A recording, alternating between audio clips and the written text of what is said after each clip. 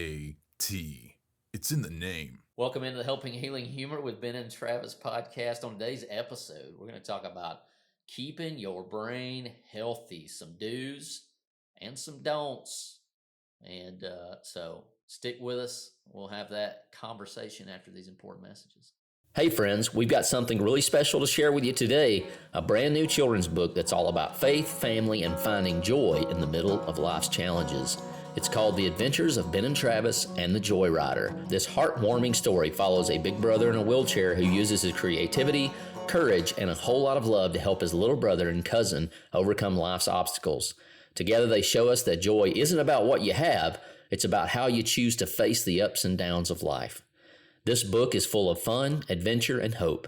It's perfect for bedtime stories, Sunday school libraries, or as a meaningful gift for the kids in your life. Plus, it's a great way to start conversations with your family about resilience, compassion, and faith. Pre-orders are open now, and when you order early, you'll be one of the first to get your hands on this inspiring story. Just head over to benandtravis.com/books. That's benandtravis.com/books and pre-order your copy today.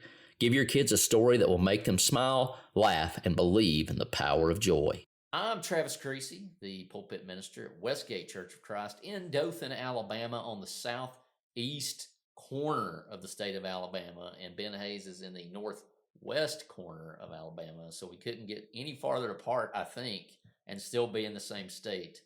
But he is the pulpit minister at Highland Park Church of Christ.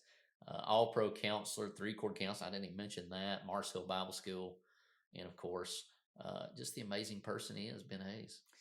Well, I'm just thankful you're in the great state of Alabama now. Yes. We're farther away from each other than when you were in Tennessee, but yeah. I feel like you like being in Alabama again. It is. It is nice to be in the home state, And as I mentioned, we're going to talk about keeping our brain healthy. And, of course, that always starts for us as Christians with Jesus and with God, the Holy Spirit, His church, and being engaged in that. And certainly want to make sure we make that statement that a lot of that can be accomplished and the eternal idea of that is accomplished through a relationship with Jesus. But we got a few do's and don'ts. And I guess we'll start with the good part, the do's, and then we'll get to some of the don'ts. Well, one of the things I think that's good for everybody is reduce the stress in your life. I've been trying to do that. That's been something that's been a kind of on the forefront of my mind, is trying to get a little less of the things that I've had in the past. I am still with 3-chord. My role there has slowed down a little bit, and I'm working a little bit more with the school. But hopefully, in a part of that is reducing some of the stress. So maybe for you, that may be taking a little bit of extra time for yourself, as we talked about in the last podcast. I don't know what you enjoy. I don't know what hobbies you have, but sometimes it's good to engage in those hobbies. Is that hiking? Is that hunting? Is that fishing? But getting outside is probably a really important part of that. Feel the sunshine. It's been crisp here. I didn't mention it. We're in Montgomery as we record this for the Faulkner Lectureship, and the times that we weren't in lectures, we were outside feeling the crisp, cool air, feeling the sun. The other day, I just took my shoes off and walked around the front yard and felt the grass and the dirt. There is an idea of grounding. I don't know that how many of you have heard about that, but there's this idea that we were kind of created to kind of run barefooted around, get some time, skin on the ground in some shape, form, or fashion. One of my neighbors in Tennessee was big on that. And you would just see him out walking around his house with no shoes on, kind of getting his grounding on. Yeah, it's not a bad thing. And another part of that's one type of grounding, but another part of grounding, another type of it is just grounding yourself in the moment. And that helps with it, because usually it involves what you hear and what you see and what you feel and what you taste, what you smell.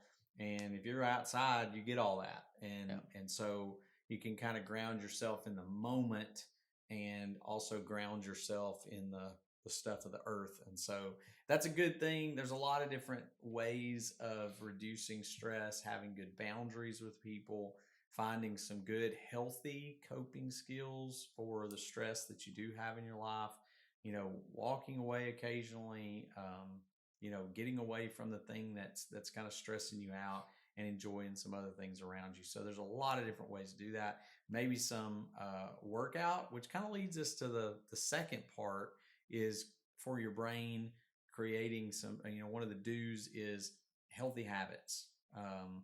And I'm not always the best at that, but there's a lot of different ways that, a lot of different habits that are important. Getting some rest, which I haven't had a lot of in the last week or so. So that's going to be a priority for me in the next couple of hours. But, getting some rest, sleeping or eating habits are important too. What we eat really does impact how we feel. It also impacts that brain fog that sometimes happens. So I have been a little bit better at that lately, trying to eat a little healthier. And that's made a pretty big difference in the way I feel emotionally, the way I feel physically. Brain kind of felt a little bit more alert. And then, one that I'm trying to get back into again is the exercising habits. And so just doing some of those things can be really helpful. I think we have a book that you can get for free still on our website that you can download, just a little workbook that encourages you to do some physical stuff, some emotional stuff. Yeah. So is that 28 days of focused living? 28 days of focused living. Most grateful Thanksgiving ever. 2 journals you'll get for free. You can print those off or work through them online. Time management, we talked about that a little bit, and that all goes into eating habits, setting stuff out ahead of time, thinking about it, budgeting in your mind time for those things, and making sure you get all that good stuff. Those are all healthy habits. And the next one is have a growth mindset, be able to, I use that word opportunity. I try to change my thought process about things and really look at all things as an opportunity. Even when I fail or it feels like things aren't going the way I want, I'll say a short prayer to the Lord, like, don't let me miss the lesson, right? What are you trying to tell me? What do I need to learn from this situation? Even though it's not a fun one, don't let me miss the lesson. Don't let me waste the failure or the mistake. Let me learn. And so I want to try to gear my brain into opportunity. Yeah, and that idea of growth mindset versus fixed mindset is such an interesting study. I think it's in Carol Dweck's book, if I'm remembering right. She talks about kids that are encouraged. That there was a study done where they took two different sets of kids into a room, and one group of kids, they just lavished on them praise about what they accomplished after they both finished a task. And they went into this one group and they said, "You guys are so smart. You guys are so wonderful. Look at what you accomplished. Wow, you're just awesome." And another group they went into and they said, "And you guys worked so hard to accomplish this, and all that effort you put into it. Great job." And at the end of the day, they said, "Hey, we got another task for you." And the group that had been told, "You're awesome, you're great, you're wonderful," all that, they were actually the group that didn't want to do the next task. And the group that had been told they worked so hard and accomplished it and great job working together were ready to take on another one.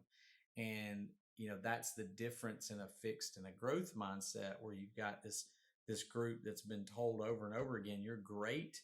They don't want to really be challenged because they don't want to lose greatness. Whereas I worked hard to accomplish something. And I feel like I got one of each of those in my house. Well, and I think we all fall into that sometimes, but I think it's important for us to sort of look. My kids or me. Well, that's true. So we accept challenges. That's a fixed, or growth mindset accepts challenges. A fixed mindset says, "I don't want to be challenged." A growth mindset, sees an effort as a path to mastering something, and I've got to work hard at it. I'm going to get there. A fixed mindset is more likely to see it pointless. Unless I've got natural talent, then I should just quit. And so you see this with ball teams all the time. We love Alabama. We're Alabama fans. We were all pretty upset when Florida State beat us at the beginning of the season. Yeah. But I think a lot of people who didn't act like the world was falling apart, there were some of our fans that did that. a lot of people said, "Hey, here's our opportunity to grow, to learn something," and they've made a pretty decent season out of it. Or they may not do And that's anything the after thing, like this, but that. As a coach, if I see a team and they're still fighting, they're playing hard, they're trying to get better, yeah, you can work with that. But I've also seen those teams that were super talented, but they kind of had some adversity and they didn't have that. And that's when you're like, oh, that's trouble. yeah, That's trouble for the yeah. leadership. That's trouble for everybody involved. But if you make some mistakes, you might even lose again. But like that team keeps coming back, like we're going to get this figured out. The growth mindset shows up. And there's a lot of people who, they're threatened by other people's success. That's more of a fixed mindset. But those who are, see somebody else's success as like inspiration. I want to be like that, or even I want to play them. I want to play the best, because if I play the best, then I get to challenge myself. Alabama basketball is insane. I think football, it accidentally happened this year that they would play 4 straight ranked teams. But like basketball, they go out and they play. They plan it that way. They plan to play the hardest schedule that they can play. And it is brutal during the regular season. But if they get in that tournament, you got to watch out, because they've seen the big bear in the woods, right? Like they've seen how bad it can be, and there's nothing that team's not prepared for. Like we can handle it. We've been through the fire, and it pays off in the end. But man, there at the beginning, it's tough.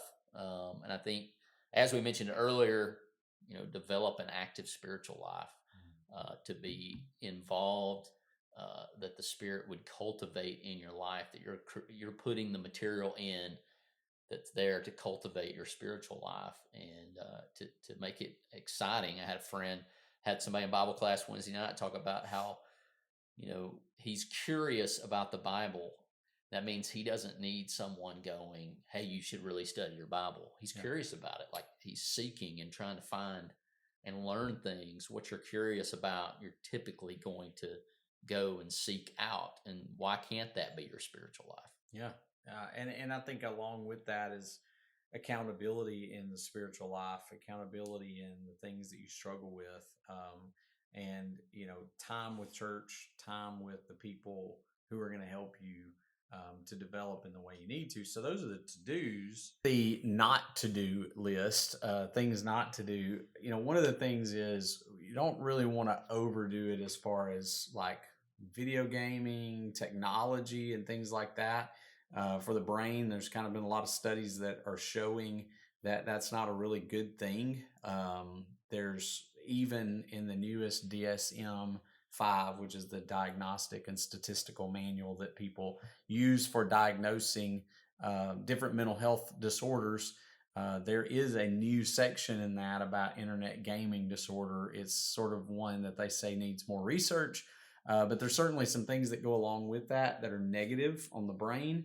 And then, of course, just kind of combining with that cell phone usage, we're seeing a lot of issues across the board with that. We know it affects sleep at night because of all the blue light and things that, and focus and attention, and just even with like games and with the cell phone, it has a lot to do with like dopamine release. And so you get this high off of playing the games and you don't want to stop. Just like when we ride a roller coaster or do something that we enjoy, you get that rush of adrenaline, you get that rush of dopamine, and from cell phones and social media usage. And of course, one of the things that comes with that, I know we've talked about before, Ryan Fraser talks about depression. And one of the things that he mentions in that is saturation. So you're saturated with bad news on your phones or your tablets, but you're also on social media looking for that high from likes and encourage, things that people say, and you're constantly looking to see what else has somebody done. And so we get used to those things. We get kind of addicted to those things. And so one of the things that's not real great for our brain is spending too much time online. Yeah, and there's just something about being in person. It's great to be in the same room with Ben. We've been online and talking and making podcasts, but there is something different about being together and really connecting in that way. I really think about, Ben and I grew up kind of before the digital age, and so if we did play outside or we did play manually with toys and stuff. And I think that we have the dopamine or the great memories that involved being outside and being active and sweating. And I think that that a lot of kids today don't get that same rush, Yeah. because there is so much technology and so much gaming. And my kids, they have a little pilot thing, whatever you want to call it, Amazon, whatever. They call it their phone. It's not a phone. But and they spend time on it, but we try to limit that as much as possible to when it's just an absolute necessity, even though I don't know that that's ever a great word with technology. But kind of car rides or something like that, and not where it's the only thing they interact with, period. Because that kind of leads us to the next thing, obviously avoiding pornography, because there's a fantasy of a relationship there, right? That it goes from I'm on the phone, I'm playing video games, I got this dopamine, to I have a deep desire to have some connectivity to another human being. And of course, it doesn't have to just be pornography, but certainly things along that line tries to fill in that gap that really true relationship really is supposed to be. Well, and social media sometimes does a good job, and I don't know if that's the right way of putting that, but it lures you in with some of that. So whether you're talking about Twitter, or Instagram, or even Facebook, sometimes the reels and the things that pop up, of course, the way algorithms work, if you linger at something or you see, one thing and it goes, hey, you stayed there long enough, or you liked that or whatever, it starts popping up. And then, somebody who might be vulnerable to that, especially teenagers, college age, whatever, you find yourself going down that rabbit hole if you're not careful. And so the same kind of thing happens with pornography. Is your brain releases dopamine, and hey, if you have, and God did this, God designed our brains and our bodies to like sexual activity, and so when when you look at something that makes you feel good, dopamine is released, and then norepinephrine, I think is the way you say that. It's kind of the chemical for alertness and focus, and kind of draws you in. It's kind of like adrenaline. And then you've got oxytocin that creates the bonding that happens in a relationship, that's supposed to happen in a relationship when you have that activity with your spouse. And instead you're bonding to a picture or a video or something that you're not really supposed to be bonding to. It releases endorphins, it releases serotonin, which calms and relaxes you afterwards. And all this stuff was created by God to make a great experience with the person that you were going to be married to for your life. And so when that happens with pornography, it creates an addiction to it, and you want to go back to that. And so we've talked about before that pornography is anonymous, it is affordable, and it's accessible. And that's a problem, because used to, you had to go to the store, and be risk being seen and paying money and all those different things. And now it's just accessible on your tablet or your cell phone or your computer, and it's affordable.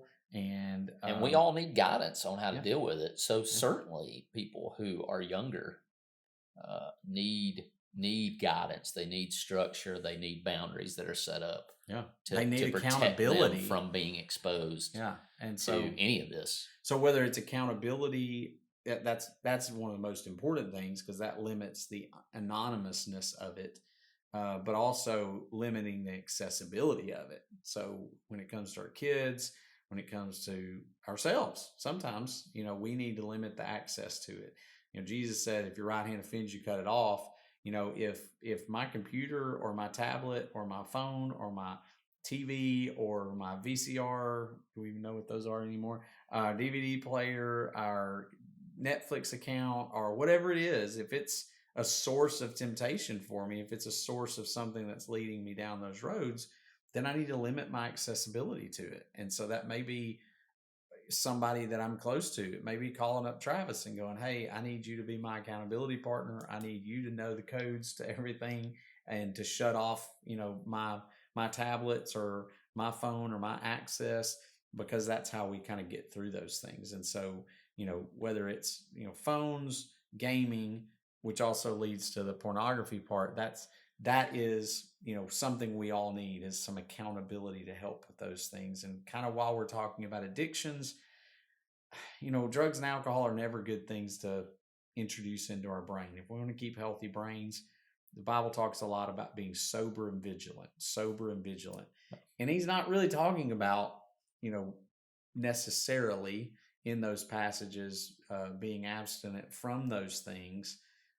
He's just talking about being watchful. And it's awful hard to do that if you're constantly giving your brain over to substances. Well, there are things that latch on to you, and they're going to, they just do, and they don't want to let you go. And certainly the enemy, we believe the enemy is out there, and he's going to use those things to affect you in that way. From another aspect, if you live long enough, you're going to get sick. You're going to have things that show up. Brain health is one of those things. I know when I was diagnosed with leukemia, before they started hitting me with that treatment, they went through all of it. Have you abused drugs or alcohol? And I was able to say no. And they're like, have you had recreational sexual activity? And I was like, well, I've only been married to one person, and that's who I've had that activity with. And I just remember them looking at me and, like, first of all, like I had one eyeball, like I was a unicorn, like I was a magical fantasy character or creature. And then the second thing was, that's good, because we're about to hammer you with some medicine.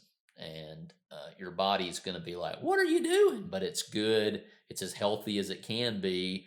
And certainly we're talking to brain health today, but really just across the board. You don't want to introduce anything, because, if you're college age, you're not going to be college age forever. That's how that works. And you're going to get to a point where you're going to need your body, your brain to be on all cylinders. And of course, we can back that up with scripture, as Ben was doing. But even from just a selfish standpoint of, there's a day coming where my body is going to break down. And so when that happens, or if I need to take medicine or some drastic measures, then I'm healthy enough to handle that kind of thing. Well, and you've got the idea, especially if you're a teenager, you're college age, your brain is still in, like, remodeling phase.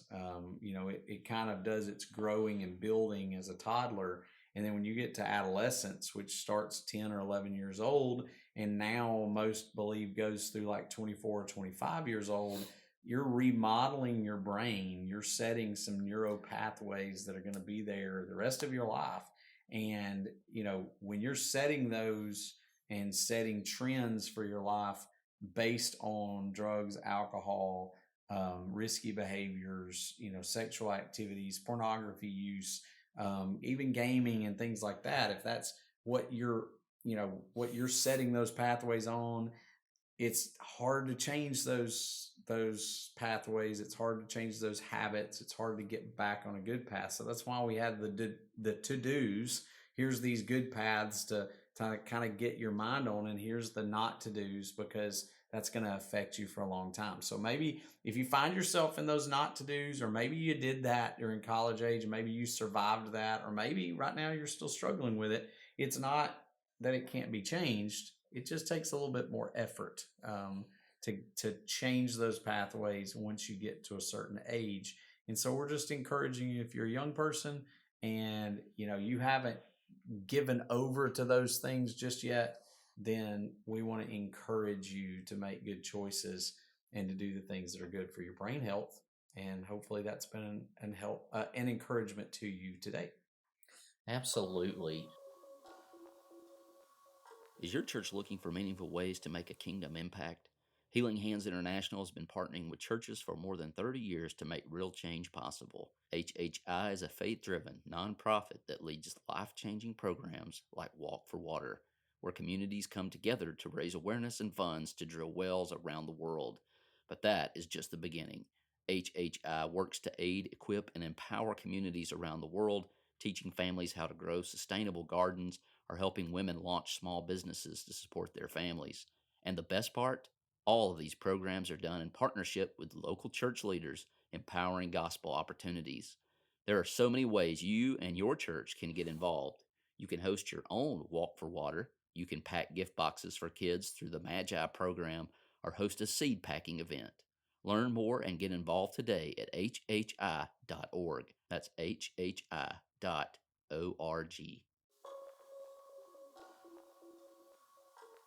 The Healing Hands International question of the day, Ben Hayes, is, I think we've done favorite Halloween candy or maybe Halloween candy, period.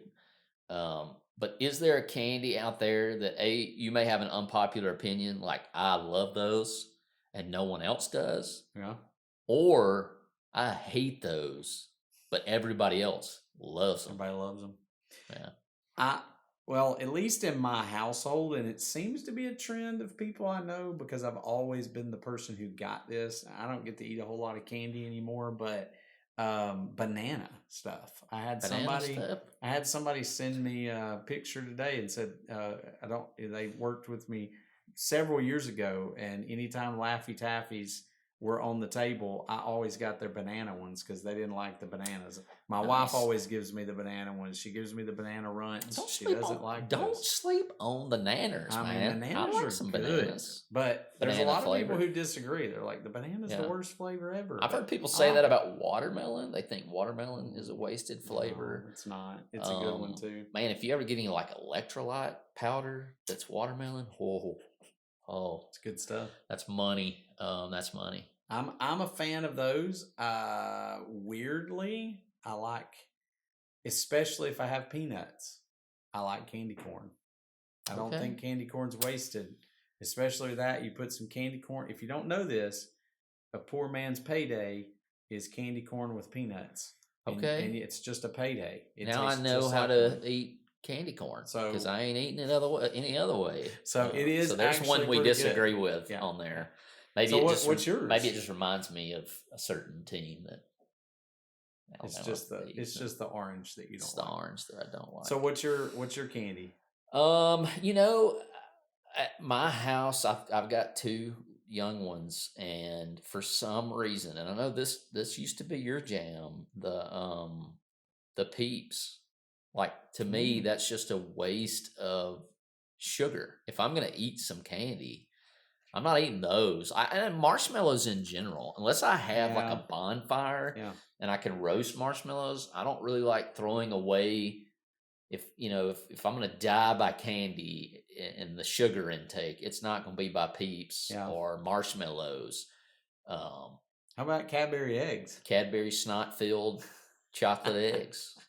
I like Cadbury eggs. I also did like Peeps. I still like Peeps, but like I'm kind of, and I've always been this way. I'd get people bring me Peeps, all kinds of them, and I would eat them, but I didn't like them in a lot. Like I would like to eat one or two, and then I was kind of done. I didn't really need a whole package of them. I don't know how people eat more than one. But you gave me a good idea. S'mores made with Peeps. I'm wondering how that would be. I'll check that out. Maybe a review, rate and review. S'mores I will Peeps. say it's that a lot of sugar.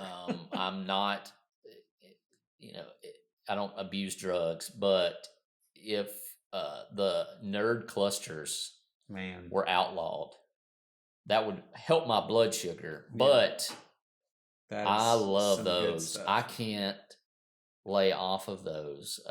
We buy them cheap, probably out of date, to kind of be as a reward for the kids for doing well as they're homeschooled. Dude, they're phenomenal. And I know where those are, and I'm gonna have to tell Whitney, like, hide those. I haven't had one in a long time. They're so good. Since I've kind of cut sugar out. Perfect. But I love those.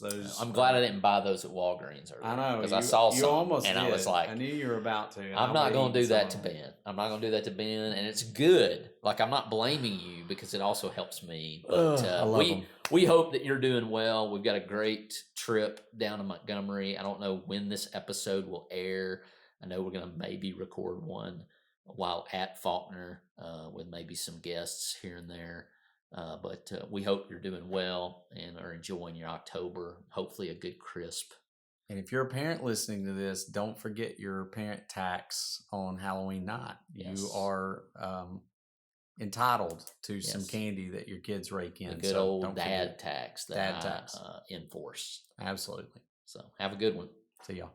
Thanks for being with us for this episode of the Helping Healing Humor podcast. Be sure to download our free ebook, 28 Days of Focused Living, at benandtravis.com and receive all of our Helping Healing and Humor extra content directly in your inbox. We look forward to having you join us at the same Ben and Travis time, same Ben and Travis channel.